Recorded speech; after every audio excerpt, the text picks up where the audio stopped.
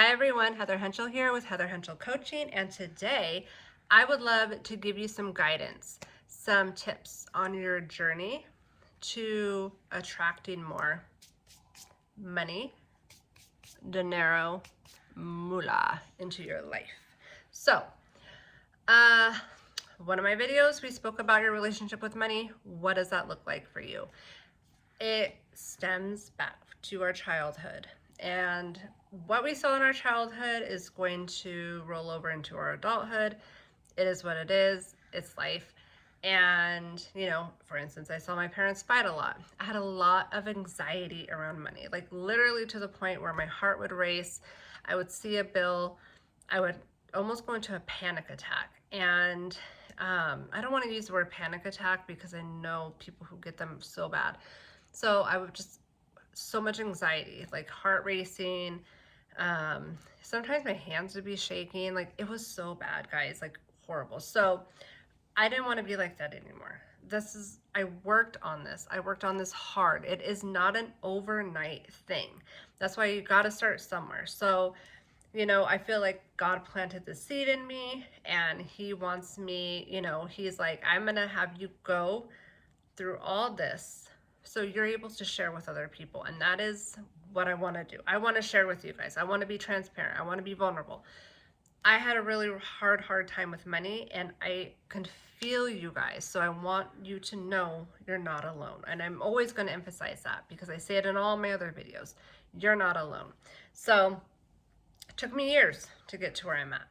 And it took a lot of commitment. It also took, trial and error.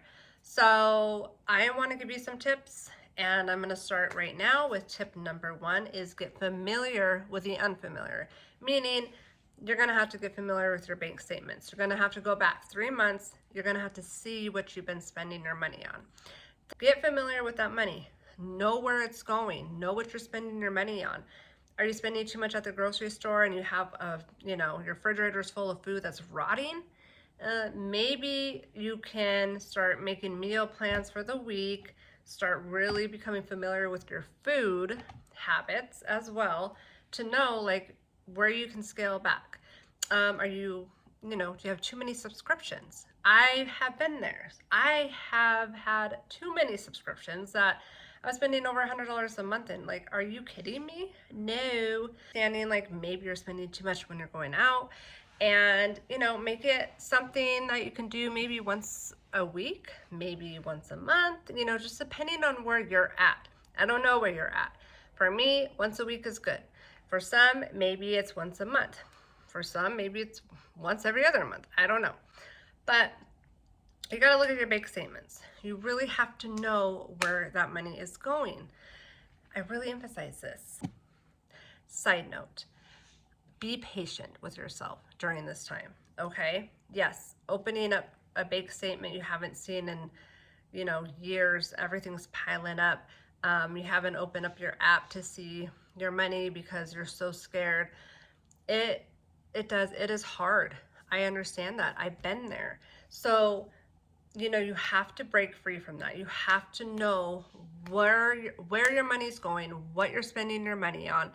Is there, money you could scale back on? So be patient with yourself because, again, this is a journey, like I said, to navigating, to where you want to be, where your goals are, your desires are, what you want to attract more into your life. And, if you're overwhelmed, you have anxiety, life's chaotic, that's going to obviously show up in your bank statements. You've got to know where your money's going. If I spent the time to look at all of that and say, hey, I'm spending too much here. Hey, I'm spending too much there. Hey, this has to go. Like I don't need this. Like what I need is a bigger savings account. What I need is to not be spending on stuff that doesn't mean anything to me. That's not bringing me joy. That's just like more of an emotional spend than a conscious one. So that is that. I want to go to tip number 2. And tip number 2 is to be self-aware. You would think that would be tip one, but tip one, like you have to get to tip two, to point two in order to open up your statements and see where it's going, right? So tip two is to be self-aware of your emotions when it comes to money. So you really want to get, familiar with your emotions. You want to get familiar with your bank statements. Like they kind of go hand in hand. Like, start, maybe even with your bank statements, light some candles, put some soothing music on, take some deep breaths before you do it to relax your parasympathetic nervous system. Just really try to connect to yourself. So when you're reading these statements, like how are you feeling? You start getting anxiety at all, just take a break, step away for a minute, go grab some like lemon water, make some tea, something soothing and relaxing. If you want to have a glass of wine, have a glass of wine with it. That's up to you. Tip three is what brings you happiness? What brings you joy? That like could be a goal, right? Like, do you have a goal that you want to go on a vacation somewhere? In order to do that, you got to know where your money's going. You got to know how to save for that vacation. You don't want to be in more debt and keep spending on your credit card. That's not the goal. The goal is to not live in this life of feeling overwhelmed, in this life of feeling like you can't get a hold of your life. It's just too much is going on. You're overwhelmed, chaos, everything. For me, waking up in the morning, meditating, my morning routine, that brings me joy, that brings me fulfillment, and it also brings me balance for my day. Without my meditation and my breath work in the morning, I've noticed like I have gone, months without it. It doesn't work for me. I need that. We're going on a family vacation to Montana next year, we're planning on. And I'm already saving money for that. That is my goal. So, but guess what? It wasn't like that before. Like it has taken me time to understand how to structure my money, how to balance it, how to save, how to not spend too much on, items that I don't need, that isn't bringing me fulfillment, isn't bringing me joy. When you go to buy something, is it bringing you fulfillment? Some people can go to like a Louis Vuitton store and spend thousands of dollars on a purse. That's not me. I would rather save that money for my trips. My joy is different than yours. If that's what brings you joy, then beautiful. That's a goal you can have, but don't just go spend it if you don't have it. So those are my 3 tips. Get aware with your bank statements. Get aware with where your money is going. That is so, so big. During that time, things are going to come up. Anxiety, whatever. You got to get self-aware of how you're feeling and maybe what that is around. Like, where is this coming from?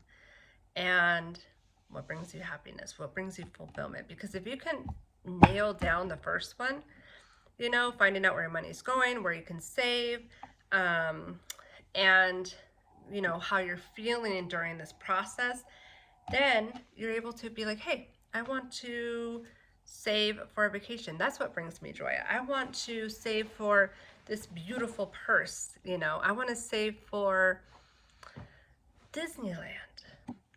So once you get familiar with your bank statements, once you get familiar with your body and how you're feeling and reacting during this time, then you can set your goals. Then you could find, the fulfillment of your life, what really brings you joy, what really brings you happiness. So these are just my 3 tips.